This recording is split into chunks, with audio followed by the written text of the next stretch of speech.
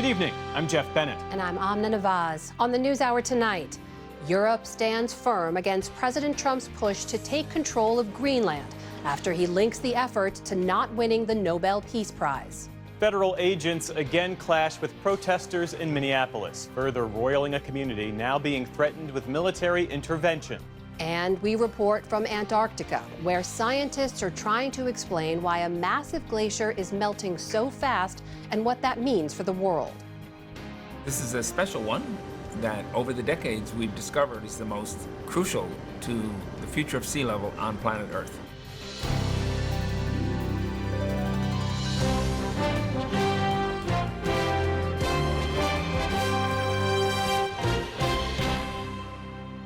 Major funding for the PBS NewsHour has been provided by...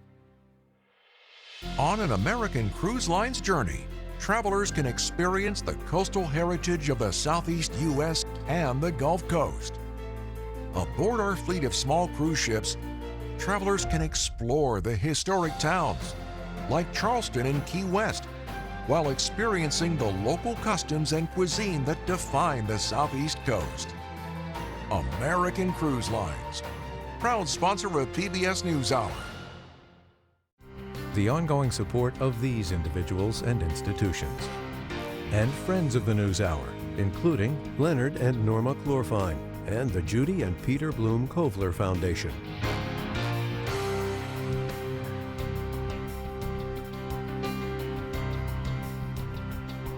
And with the ongoing support of these individuals and institutions.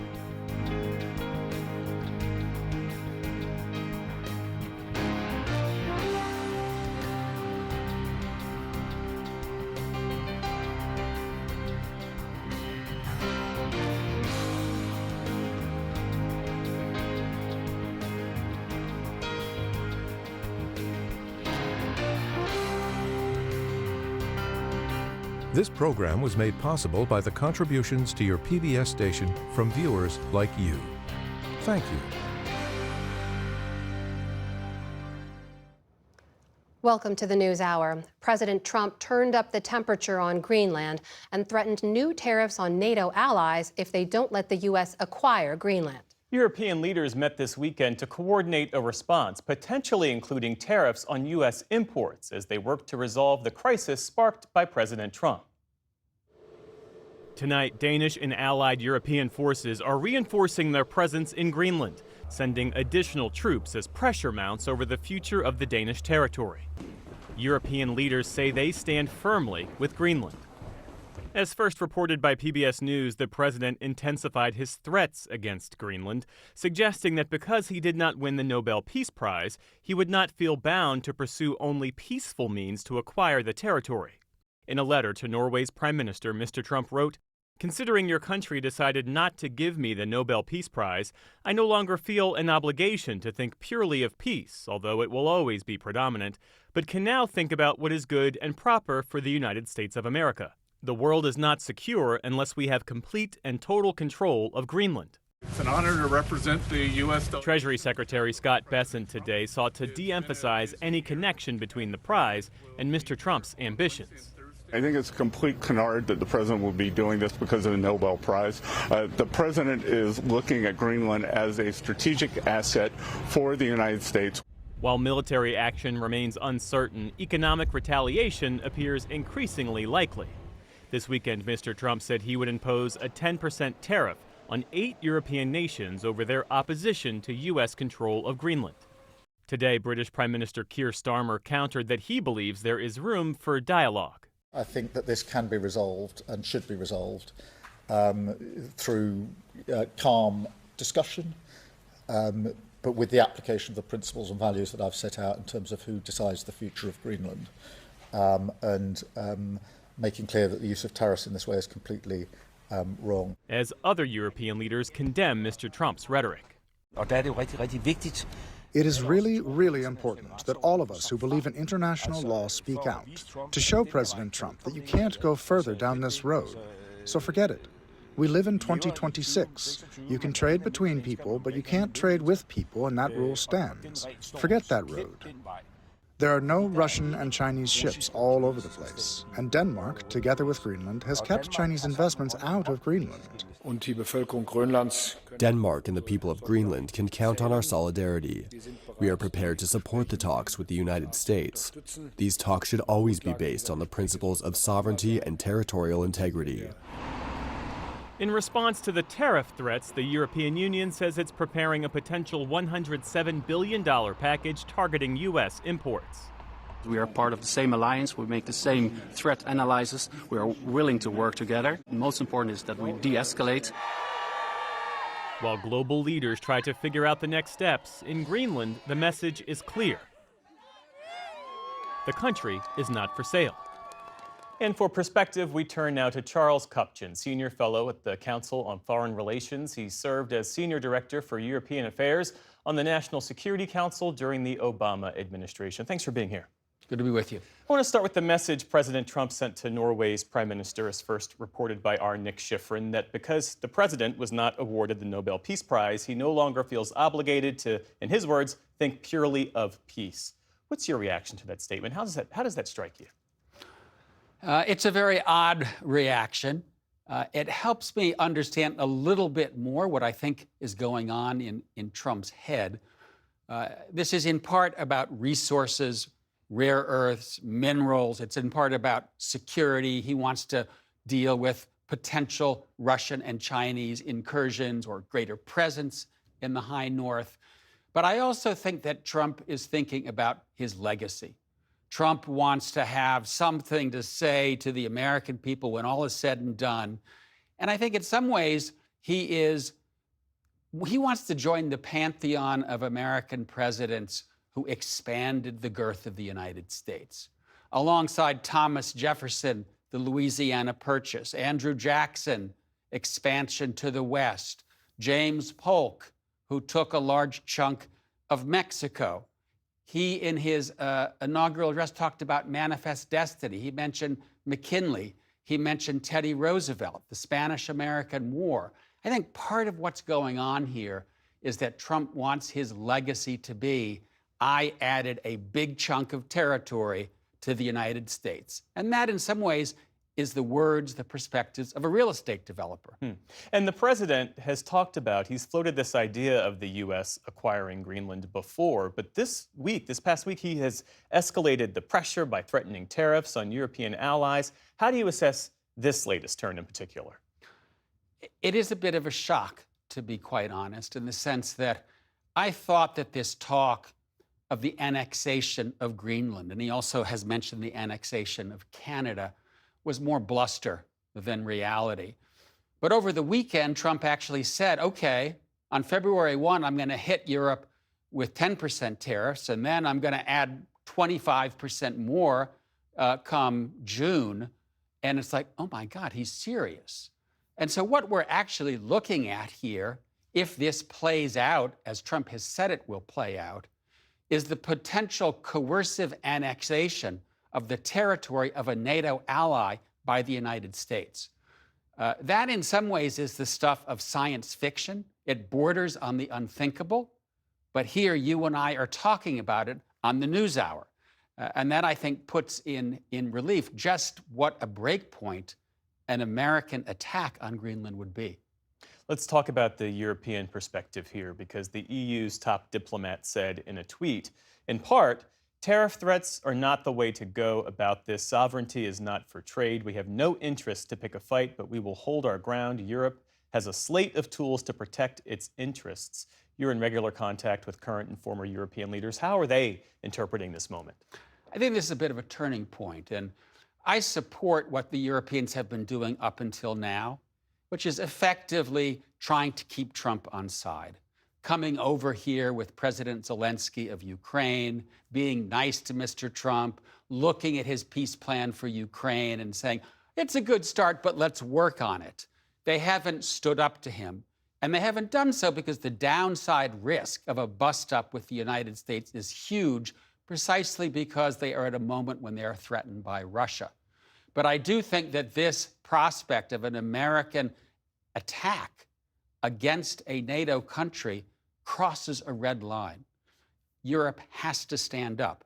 And I do think that this week, in a summit that's occurring on Thursday, they will prepare serious response to American tariffs. They're talking about tariffs on imports. They're talking about potential blockage of U.S. services. This is a big deal. This is a turning point in the relationship. And the administration argues, as you mentioned, that Greenland is vulnerable to growing Chinese and Russian influence, in part because of its location, where it is on the map. You see it there. Is there merit to this claim that Denmark, Greenland, and NATO allies have not done enough to address those threats?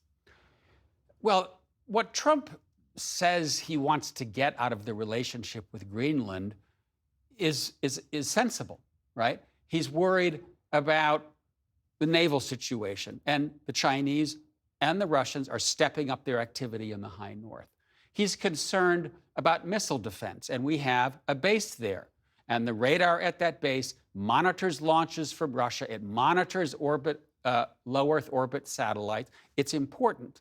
But, and it's a huge but, everything Trump says he wants, including rare earths and minerals, we can get. We have a 1951 agreement with Greenland that allows the United States access, that provides for American bases. And so we don't need to own it to get those benefits.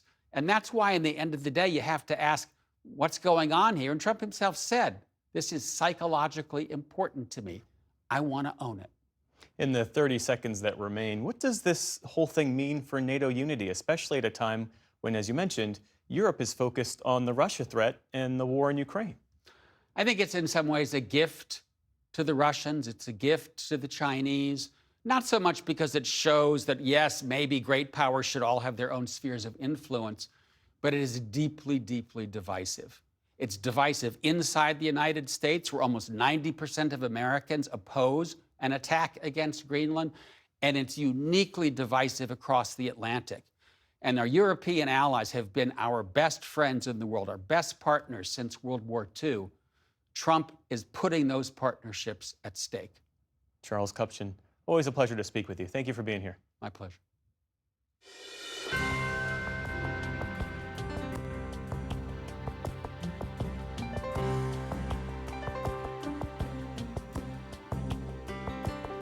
In Minnesota, residents of Minneapolis and St. Paul remain on edge as clashes between protesters and federal immigration officers continue into a third week. It comes as the Department of Justice announced its plan to pursue charges against protesters in Minneapolis, while confirming it does not plan to investigate the circumstances surrounding the fatal shooting of Renee Good by an ICE agent. Special correspondent Fred DeSam-Lazaro has the latest. Another weekend and another intense wave of immigration enforcement in the Twin Cities as more than 2,000 federal officers continue to crack down characterized by aggressive force and unyielding protests. It comes as weary residents brace for the potential deployment of active duty troops after President Trump threatened late last week to invoke the Insurrection Act, something Mayor Jacob Frey said Sunday would be, quote, shocking. You got to understand how wild this is right now. In Minneapolis, crime is dramatically down.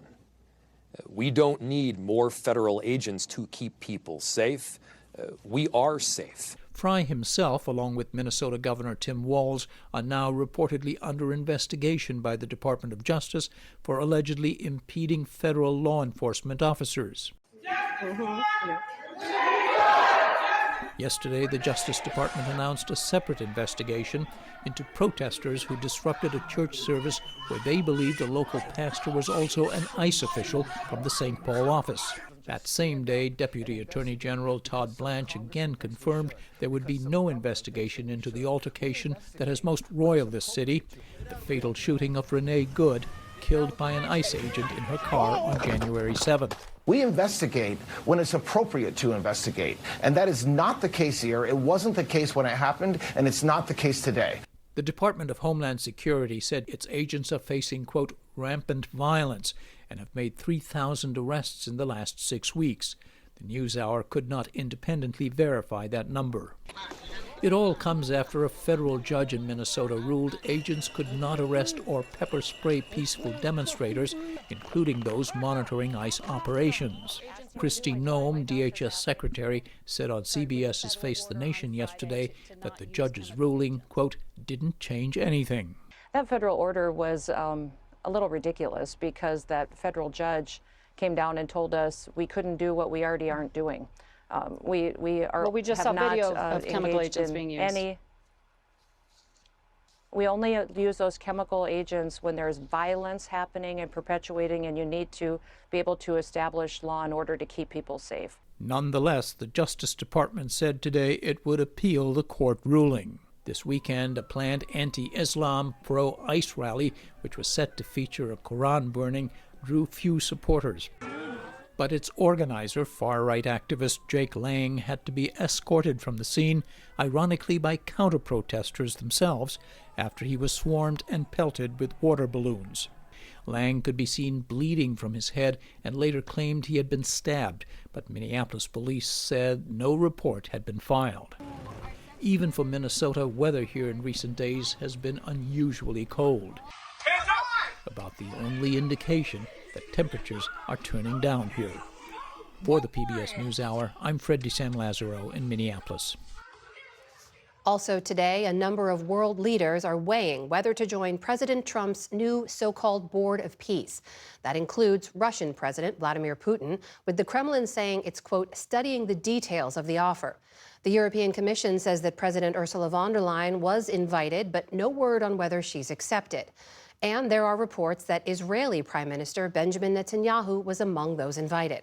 That is significant because President Trump says the board will be tasked with overseeing the next phase of the Gaza peace plan. Speaking to Israeli lawmakers today, Netanyahu said he objects to the makeup of the board, which could also include Turkey and Qatar, who have been critical of Israel's actions in Gaza. We have a certain disagreement with our friends in the United States regarding the composition of the advisory council that will accompany the processes in Gaza. Now there is a disagreement, and I'm laying it here on the stage, on the podium. U.S. officials reportedly plan to charge $1 billion for those wanting a permanent seat on the board. Last week, the White House announced the 7 members of what it's calling the founding executive board. They include Secretary of State Marco Rubio, Trump's son-in-law Jared Kushner, and former British Prime Minister Tony Blair, among others. Gunmen in Nigeria have abducted more than 150 worshipers from 3 separate churches. The attacks took place on Sunday in the northwestern Kaduna state, while services and a mass were underway.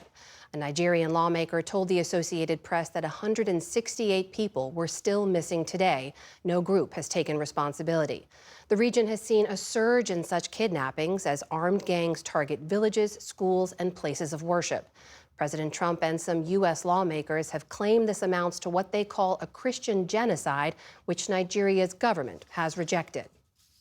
Police in Spain say the death toll from a train collision on Sunday has risen to 40 and warn it could rise further. Emergency workers were still searching for bodies earlier today. Last night, the tail end of one train carrying almost 300 people from Malaga to Madrid went off the rails, slamming into the front of a second train heading in the opposite direction. More than 150 other passengers were injured, some critically. Spain's prime minister has declared 3 days of national mourning. An investigation is underway. We will uncover the truth, we will find out the answers, and when we know the origin and cause of this tragedy, as we must, we will inform the public via the media with absolute transparency and clarity. Spain's transport minister called the incident strange because the flat stretch of track where it occurred was renovated just last year. China's birth rate plunged last year to its lowest level since the 1949 Communist Revolution.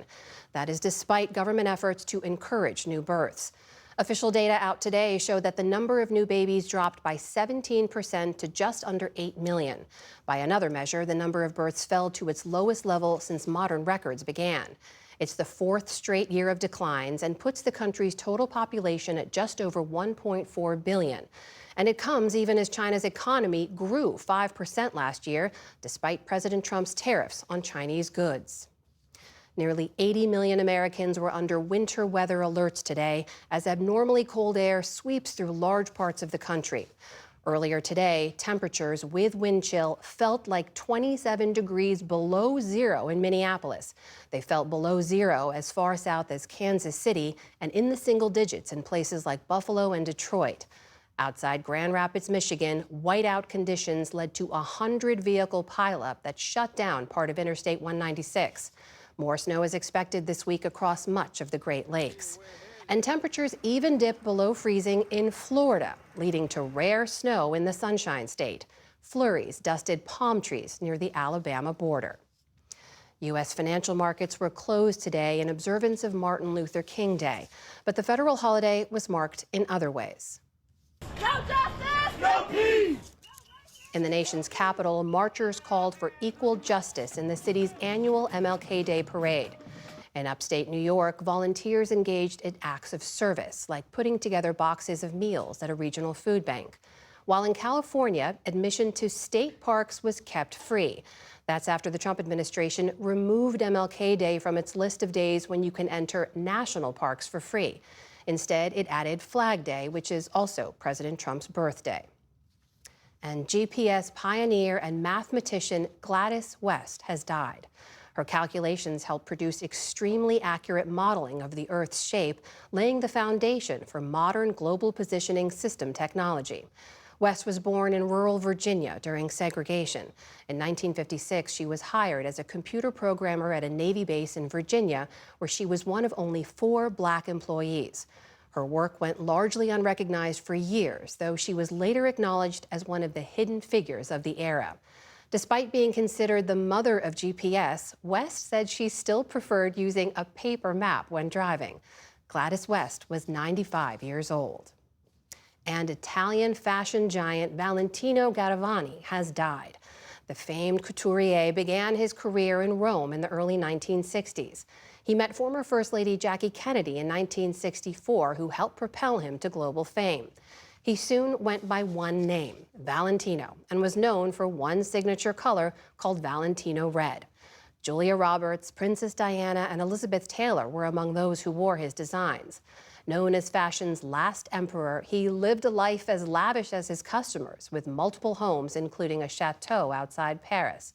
During his roughly 5 decades in fashion, Valentino spoke often of his commitment to feminine beauty. Always been very, very concerned to beauties. I love beauties. I love making women sensational, glamorous, elegant, and I never destroy the human being body because I respect the proportion of a woman very, very, very much.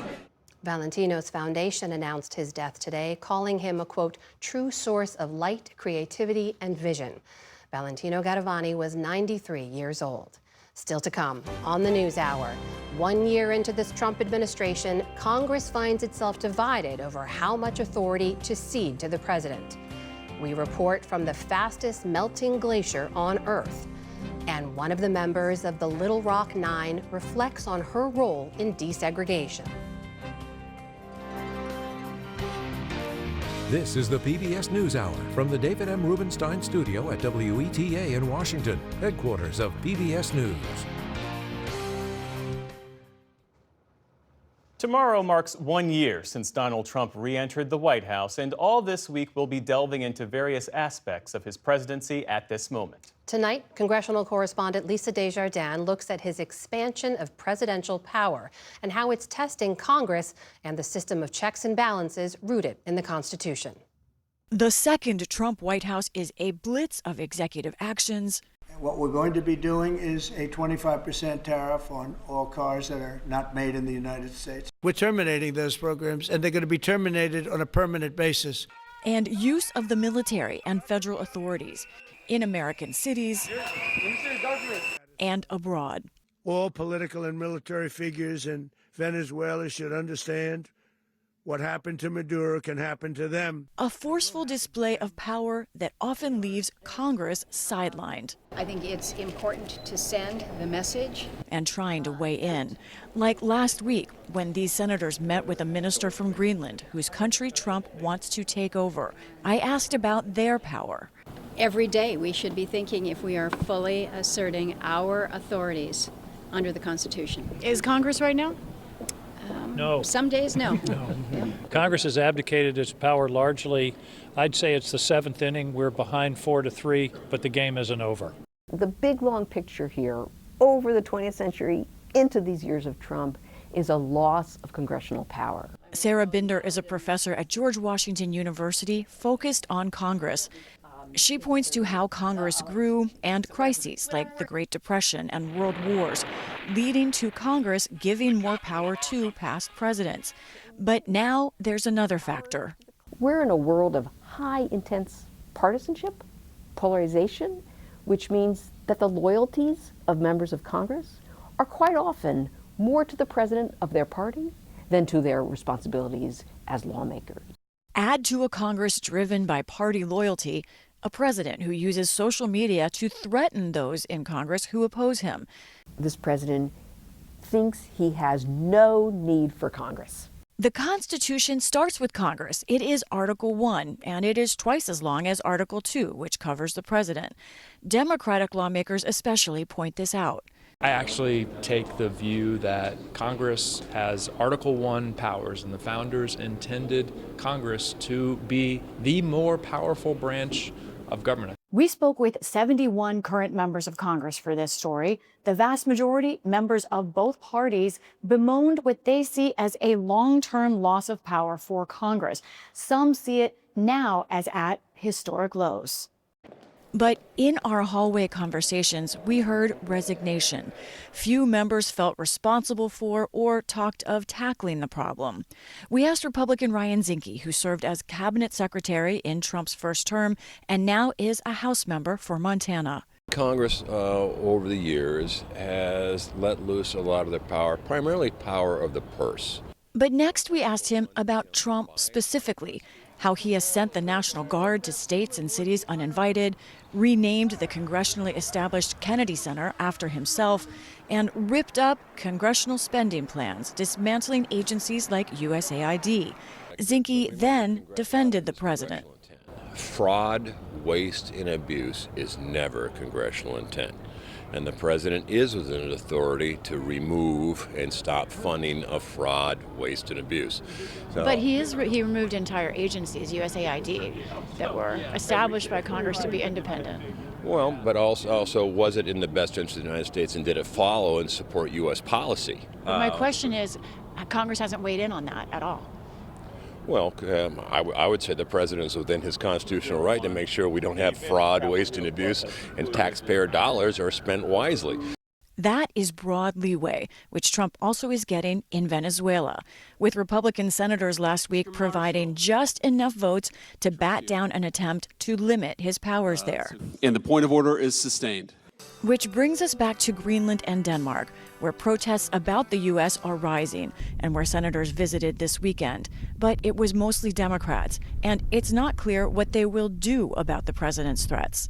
One of the things that's been made clear to us is that the people of Denmark are very anxious, are quite concerned, and the people of Greenland even more so.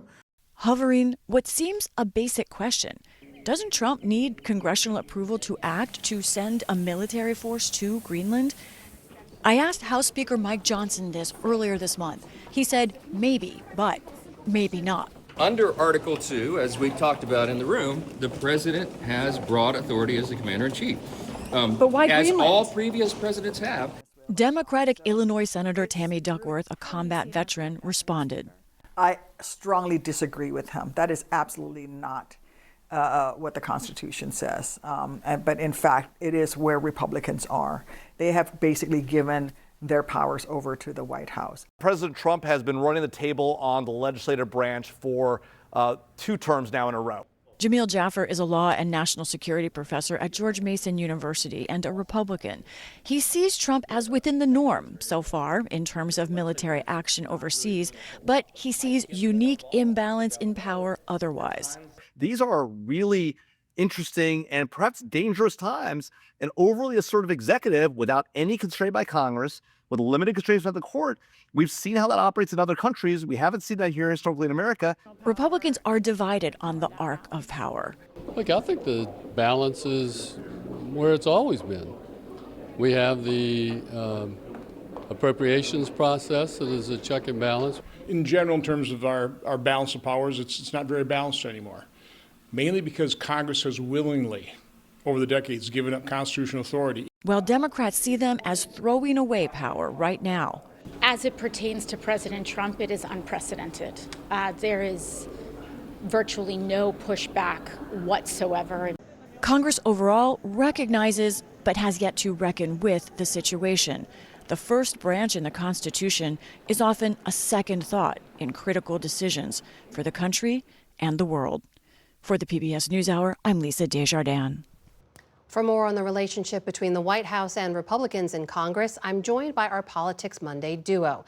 That is Amy Walter of the Cook Political Report with Amy Walter and Jasmine Wright, White House correspondent for Notice. Tamara Keith is away this evening. Jazz, great to have you here. Amy, good to see you. Let's pick up where Lisa left off there. Amy, this idea that Congress has been ceding its power over the years, she tracked that in the report. We now have a president who's willing to push and exert authority in ways previous presidents have not. What does that mean for lawmakers who want their power back? Right. Well, some of it is, I think we have to step back for a minute and say, for Republicans in Congress, obviously Republicans control the House and the Senate, they actually are supportive of what the president's doing because the base Republican Party voters remain very supportive of the president, pretty much down the line. Overwhelmingly, they support the job that he's doing in office. There was a Quinnipiac poll out just the other week. 89% of Republicans approve the job he's doing as commander-in-chief. They like what he's doing in Venezuela.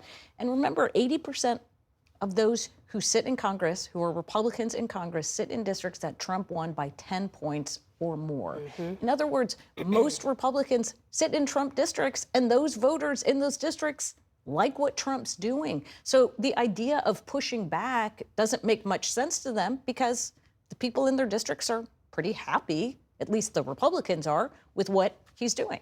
Jazz, when you mark 1 year of Trump's second term, what's the relationship between Congress and Trump here? Well, if you ask the White House officials, they say the relationship is very good, that President Trump is calling lawmakers, specifically Republican lawmakers. Over the last week, we've heard him call a Democratic Senator, Elizabeth Warren, so he's willing to pick up the phone. But frankly, this White House and the president views the Congress as not a co-governing body, as some would say the Constitution stipulates, but a body put in place to further the president's agenda when need be. Obviously, we've seen him coalesce a lot of power in the executive, trying to expand that. And so they don't really see the need for Congress in the traditional sense. And they say, basically, you go along with it or you get lost. So those small handful of lawmakers on both the House and Senate side, Republican side, who don't want to go along with it, he's basically bullying them, trouncing them, arguing that he's going to primary them. So I think that the totality of this is that you're not seeing a lot of pushback because the president has a firm grasp on his party, even though they may not like individual things that he's been doing. You know, when I talk to folks who cover Congress, one of them said to me, you know, look, where Republicans are willing to push back much more on Mike Johnson, the speaker, than they are willing to push back on the White House. So where you're seeing sort of defections, it's against the Speaker of the House, who they don't fear as much as they fear Trump. Well, Jazz, as you point out, we've seen the president, in your words, bully them or threaten to primary Republicans who speak out against him. There was another example of that over the weekend when Donald Trump posted this on Truth Social about Louisiana Senator Bill Cassidy, essentially. He's endorsing a Louisiana Congresswoman, Julia Letlau, on a possible Senate run. She hasn't even said she's running. He's encouraging her to, in his words, run, Julia, run. This would be against the sitting GOP Senator, Amy, Bill Cassidy, who has occasionally criticized Trump. Is this meant to keep Senate Republicans in line? Yeah. Most importantly, it's not just that he's criticized Trump. He voted to impeach Donald Trump. And so the second impeachment, yes. And so even as Kennedy has sought Trump's approval, sought Trump's stamp of it, Cassidy has sought his approval and has sought support. He was, of course, the deciding vote in the Senate to confirm RFK Jr., even as he had many concerns, Cassidy did, about RFK Jr. and what he was going to do with vaccines. At the end of the day, it really comes down to this. The president has a very long memory, and he believes if you have crossed him, and in this case, this is the greatest sin, is that you voted to impeach him. There's not much you can do to win back his favor. And to be clear, we have reporting on Notice that folks like John Thune, Senate Majority Leader, called Trump to try to basically get him to back down on wanting to primary Bill Cassidy, just because the numbers are already looking a little bit shaky for folks. So this was kind of a full court press on trying to get President Trump to back down, and he didn't. And the fact that he didn't is supportive of this idea that he utilizes the threat of primaries in a way that no other modern president did. And I think back to the last president, former President Joe Biden, when he consistently ran into a problem with Joe Manchin and Kristen Sinema, two members who are not in the Senate anymore, but consistently ran into a problem with them not wanting to effectuate his agenda. And did he call for them to be primaried? No. But you're seeing Donald Trump do it time and time again, and you are seeing the Republican Party, for the most part, fall in line. You're also seeing the Republican Party, for the most part, try to explain some of the actions we see from the president. We're seeing some of it now. We will see more of it. And I want to put to you some of the reporting Nick Schifrin broke over the weekend, which was this note that Donald Trump sent to European officials, basically laying bare the reason, or one of the reasons, that he wants to try to take over Greenland is because Denmark would not give him the Nobel Peace Prize. It doesn't get any more clear than that. Amy, how do lawmakers explain that, you think? Right. Well, we'll start to get more of them on the record, and most of them, I'm sure, are going to say things like, well, you know, he says stuff like this all the time. He doesn't really mean it, doesn't really mean anything. I didn't read it. Right. The question really is where things go from here. And this is what I started this conversation by saying, look, where the Republican base is pretty consistent with where Trump is, or they like where Donald Trump is going. Where they do draw a line, at least in the polling that we're seeing, is on this idea of either invading Venezuela or putting boots on the ground in Greenland. They like the idea, and polling Republicans do, of, yeah, let's buy Greenland. But they don't like the idea of taking military action. And that's where I think, you know, you can push and push and push on this. Trump can and still get support from his party. Starting to talk about troop movements, that's a different story. I want to correct myself. I said Denmark when I went Norway, but please, Jessica. Yeah, great reporting there from Nick. I mean, I think just fundamentally, this is not a new thing for the president. We know that he talked about this in his first term, but the difference here is who he has around him. Right now, he has people around him who are willing to trust in him more, who are willing to let him do more, who are willing to push back on him less than I think the folks in the first term. And you know that is true because Donald Trump has said repeatedly, I like this group of people I have around me more than I did the last ones, even save for a couple of different members. And so I think that you're not seeing the pushback from the White House that maybe people in the Republican Party thought that you would see when you're coming to this idea of we're going to invade Greenland or we're going to put boots on the ground in Venezuela, something that President Trump has ruled out, that Venezuela part. And so, you know, I think that you're not necessarily going to see a lot of direct pushback to him, but you may see pushback to Speaker Mike Johnson, or you may see pushback to John Thune. The question is, how far does that go? And of course, the whole big picture of NATO and where does that play in is obviously another question mark. A lot of big question marks. We're talking about this a lot more. Yes. Jasmine Wright of Notice, great to have you here this week. Thanks for being here. Amy Walter, always great to see you both. Thank you. So much.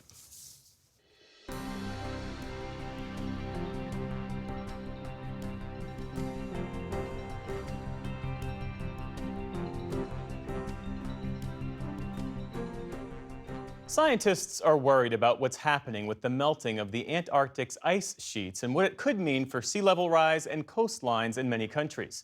There's a 2-month-long journey underway right now to conduct new research that will better explain what's happening and the role of climate change. But it's a journey that provides no guarantees that researchers will even be able to get the data they want. Our science correspondent, Miles O'Brien, is on that ride and filed this report for our series, Tipping Point. So close and yet so far.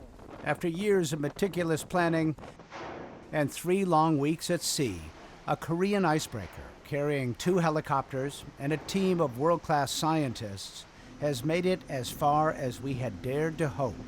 On January 8th, we moored in the shadow of the most consequential glacier on the planet, Thwaites in West Antarctica. But the anchor leg, an 18-mile hop by helicopter onto the ice, has so far been an air bridge too far. Weather briefings in the wheelhouse of the Araon have offered little reason for optimism. Dominic O'Rourke is the chief pilot. Hopefully we can fly, scout the camp maybe tomorrow evening. The helicopters have flown about as much as the Penguins, and the marquee event of this expedition hangs by a thread. The ambitious goal? Establish a camp on the glacier to drill a small hole at the place where ice, land, and the sea meet, some 3,000 feet below, the so-called grounding line. The instruments researchers hope to drop into the seawater would yield unprecedented data to help explain why no glacier is melting faster anywhere on Earth. That ice is beginning to fall apart in certain places. Aboard the ship, mathematician and climate scientist David Holland of New York University. Why all the effort for this one? This is a special one that over the decades we've discovered is the most crucial to the future of sea level on planet Earth. Full stop. Full stop. Thwaites has a Florida-sized footprint and is on average more than half a mile thick. It contains enough water to lift sea levels the world over by 2.5 feet. And satellite images show it is melting at an astonishing rate, upwards of 300 feet a year in places, far faster than most Antarctic ice, where losses are typically measured in inches. Undeniably, it's melting. Then the question is why? Researchers believe climate change has altered wind patterns around Antarctica, weakening easterly winds and allowing cold meltwater from glaciers to flow more freely out to sea. That, in turn, opens a pathway for deeper, warmer ocean currents to reach Thwaites' grounding line, where they erode the glacier from below. This is the place where warm water is on your doorstep. And the glacier appears to be acting as a keystone, buttressing two other large ice shelves. These ice shelves and associated ice could go too. So now you're up to 10 feet globally, which is an enormous volume. In 2015, the National Academies made predicting ice loss here the top Antarctic priority for the National Science Foundation. But the Trump administration cut the NSF budget by about 55%, the Antarctic program by roughly 70%. The NSF can no longer afford to operate a research icebreaker and isn't funding any of the science on this expedition. South Korea, meanwhile, is steaming full speed ahead in the opposite direction, doubling down on polar science. It is building a next-generation research icebreaker nearly twice the size, and its polar work is funded through 2031. We are really grateful for having those kind of money for continuing our work, better understanding of global sea level rise. Principal research scientist Won-Song Lee is with the Korea Polar Research Institute, COPRI. Help me understand why Korea has made polar research a priority. My country is the peninsula, so facing everywhere the ocean, so it's really vulnerable to what kind of a millimeter-wise kind of sea level change. Our 2-month voyage south began 2 days after Christmas. This is Getaway Day to Antarctica. We embarked from Lyttelton, New Zealand, heading southeast across the Southern Ocean for 3,200 miles to Thwaites. By New Year's Eve, we saw our first iceberg. Pretty darned amazing. All right, we must be going in the right direction. On January 5th, we reached sea ice. It's thin and we're going through it like a knife through butter, but there's a lot of thicker ice ahead. That was an understatement, as I learned the next day. The Araon was deep in a struggle to make headway. The sea ice has gotten very thick, and the icebreakers have been having a really hard time getting through it.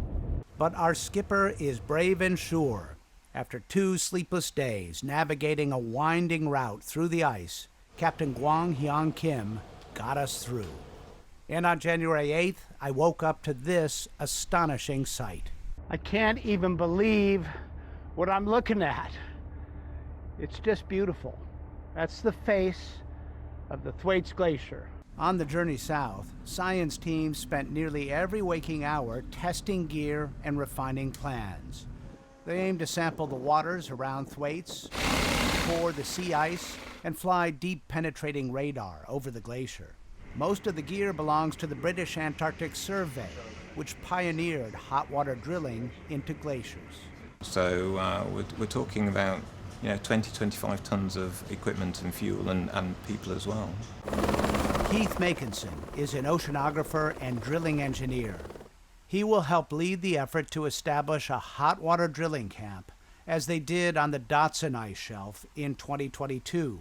It's really very simple. I mean, ultimately we're creating hot water. We use a long hose, we lower it into the snow, and we make a hole. The complication comes is that we're in a freezing environment. Nature's fighting back all the time. No truer words have been spoken on this journey, as the helicopter pilots have been reminded. Flying over the sea ice and crevasses is not a problem. But so having these little reference points on the surface obviously make the difference. Yeah, massive difference. Yeah, exactly. But when we look toward the featureless place on the ice where they want to establish the drill camp, low clouds erase the horizon, creating whiteout conditions. If we go charging off in there, you're just in the white. You don't actually know which way is up anymore. O'Rourke and the team kept pressing. A brief break in the clouds let him drop a 3-person safety crew onto the ice to check for hazardous hidden crevasses. They used a remote control vehicle to tow a ground-penetrating radar to see beneath the surface.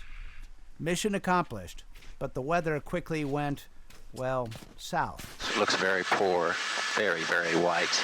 As nervous plans formed for an unexpected overnight stay on Thwaites, O'Rourke spotted a sliver of blue, slipped in, and landed safely. The team returned to the ship to a hero's welcome. As we waited for a break in the weather, the ship cruised near neighboring Pine Island Glacier, and the scientists did as much work as this harsh, remote place would allow. Finally, after 10 long days of gray, the clouds dissolved and the sun broke through. The hot water drill team wasted no time implementing an improvised plan to fit the narrow window on the ice. Their final possible workday is February 7th. Let's go check out the drilling kit. Physical oceanographer Peter Davis is one of the team leaders. By my count, 20 days. Yes. Between now and when the last possible workday on Thwaites. Yeah. Is that enough time? Fingers crossed. It should be. I could maybe try and come with the sling load. To reduce the number of helicopter flights carrying people and supplies to the camp, the team will leave behind some spare parts and some creature comforts. If all goes well, if the weather stays good and we can continue to work, that should be sufficient time. So no margin? No margin anymore. Yeah. We've used that margin. It's a last-ditch bid for data that has eluded scientists for years. Everything has to go right in a place where almost nothing ever does. And Miles joins us now from Antarctica. So Miles, what's the latest on the effort to set up camp there? Things are moving pretty smoothly here, Jeff. By my count, they're about halfway through all these sling loads, those nets filled with equipment that they are flying 18 miles into the glacier to the sweet spot where this camp will be built for the hot water drill. They need to do about 40 of them to get all the equipment on the ice where it needs to be. So about halfway through, I think by tomorrow, they might have the job done and they can get busy with that drilling effort. And we saw that weather conditions can make things pretty dangerous. How is the weather holding up?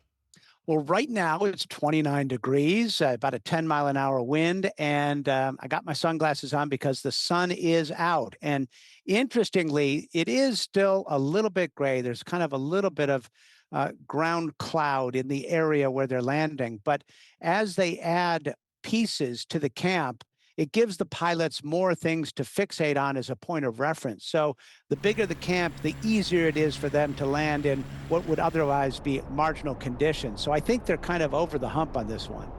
And what can you tell us, Miles, about the other science projects being conducted on the ship there? Well, you know, there's several teams on here that have projects associated with understanding sea ice, understanding other aspects of the oceanographic condition in and around Thwaites. There's a team that is going to fly a ground-penetrating radar over the glacier to really try to characterize what is beneath, not just the ice, but the terrain below. they're all kind of cooling their heels, waiting for this event to get underway so they can get some time on the helicopters. So everybody here is taking sort of a team spirit approach to it, and everybody comes in with low expectations because of the environment they're in, but they're sort of champing at the bit to do their science, frankly. Are you going to get to go to the camp? You bet, Jeff. If I have to commandeer one of those helicopters myself, I'm going out to that camp. No, they have told us that as soon as things settle down and the science gets a few helicopter rides, we'll get an opportunity to go out there and really see what it's all about, and we will report back for sure on that. Miles O'Brien with the exceptional assignment tonight, reporting from Antarctica. Miles, it's great to see you. Good to see you, Jeff.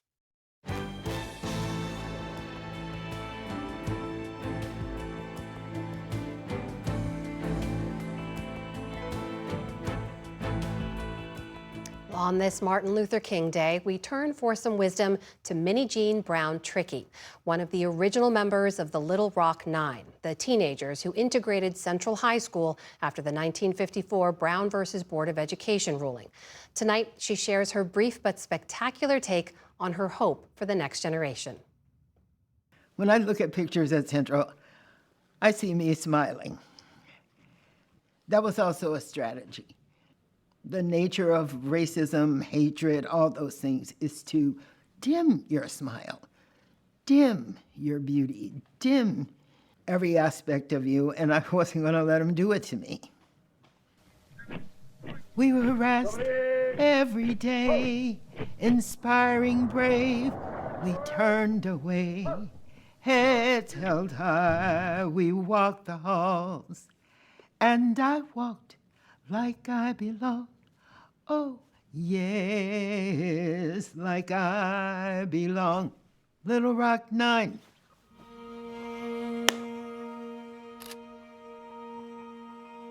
In the fall of 1957, Minnie Jean Brown Trickey took her rightful place in what had previously been a whites-only school, and she helped set America on a path towards desegregation in public schools. Please rise and give a very warm and loving welcome to Miss Minnie Jean Brown Trickey. Honestly, in a million years, I could not have anticipated what it was going to be like.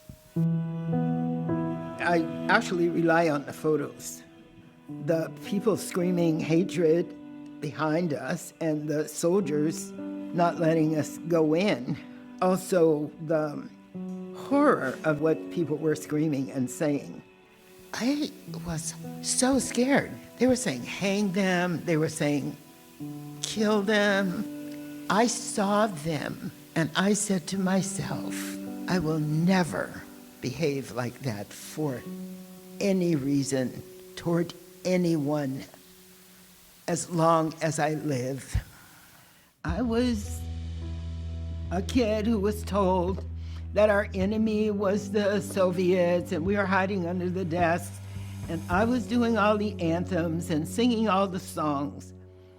And then on that day, I was really disappointed, and I just lost so much of my beliefs. Charlie H. wanted to know what gave you the courage to walk the halls every day. There were 20 nice kids who would either speak to us or smile at us. There were about 300 really mean kids, but then that meant there were 1,700 silent witnesses who stood by and said nothing. So if you're walking through terror, if somebody smiles with a genuine smile, you're feeling, oh, there's hope. There's hope. What makes me interested in interacting with young people is because I know who I was, and I value that in young people. I just want them to know that they are capable of so much and that they don't have to tolerate things the way they are. We have kids who have families who are being picked up and brutalized by ICE. I'm not sure if it was like that for me. So my so-called courage is small compared to what they have to come up with in their everyday lives, and I want them to feel up to the challenge. We have heard that you were especially targeted of all of the 9, so I was wondering if you could expound on perhaps why. A sociologist did interviews with white women about their experience at Central, and they said, we hated that Minnie Jean so much. She walked the halls of Central like she belonged there. This is what people said. Excuse me, wherever you walk like you belong there, okay? That is my challenge to you, okay? Walk like you belong, because you do. My name is Minnie Jean Brown Trickey, and this is my brief but spectacular take on walking like you belong. As always, you can watch more brief but spectacular videos online at pbs.org/newshour/brief. And that's the NewsHour for tonight. I'm Jeff Bennett. And I'm Amna Nawaz. On behalf of the entire NewsHour team, thank you for joining us. Major funding for the PBS NewsHour has been provided by friends of the NewsHour, including Robert S. Kaplan and Wendy J. Selden through the Raymond James Charitable Endowment Fund. The Ford Foundation, working with visionaries on the front lines of social change worldwide.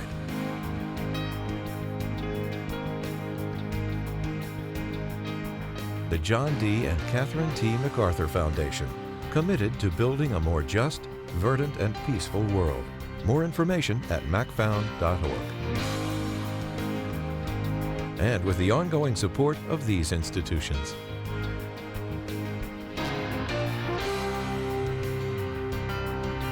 This program was made possible by the contributions to your PBS station from viewers like you. Thank you.